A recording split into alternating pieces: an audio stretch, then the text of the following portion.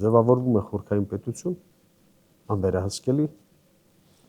օրենքից վեր, որը կրոնը եւ կրոնական զգացմունքները ընդհանրապես ծառայեցնում է ֆաշիստական նպատակների իրականացման համար։ Օրինակ Անատոլիայում կամ Արևմտյան Հայաստանում 4000 քրդական գյուղ հավասարվել է գետին 70-ականներից սկսած, Մարաշի կոտորածներից սկսած, այսպես ասենք, այդ ամբողջը ինչ է արվել ծայրահեղ ազգայնամոլ խմբավորումների միջոցով կրոնական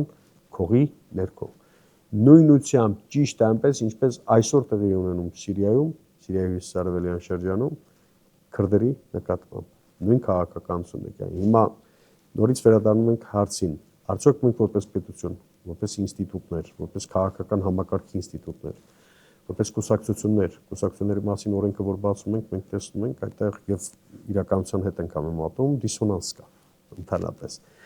Արդյոք որպես մշակույթ, քաղաքական մշակույթի տար մենք պատրաստ ենք վերցնել։ Իսկ ով պիտի վերցնի, դուք հանրային դիվանագիտության մասին եք խոսում, բայց քաղաքական համակարգի ինստիտուտներն են որ վերցնում են։ Գլխավորապես քաղաքական ուժերը, խմբերը, կուսակցությունները։ Հիմա կուսակցությունները մենք չենք տալիս, հետո հարց։ Ընդհանրապես կուսակցական հավաքագրումը Հայաստանում եւ աշխարհում մեծ հաշվով, այսպես ասենք, գաղափարական ողի վրա է տեղի ունենում, թե այս ռոպեական, այսինքն դու ինչ որակի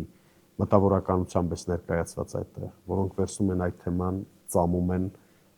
շրջանառում են, քննադատում են, քննարկում են։ Մենք չունենք այդպիսի բան, այսինքն թիվ 1 օրակարգը նորից գալիս ենք դրան, որ դարձել է այս իշխանության քննադատությունը եւ չկա դրանից այն կողմ որևէ իրական այլընտրանքի մասին, գաղափարական այլընտրանքի մասին, կամ նույն ազգային մոտեցումը, չեմ ասում ազգային մոտեցումը, որը արխետիպերի մեջ է արդեն տեղավորվում։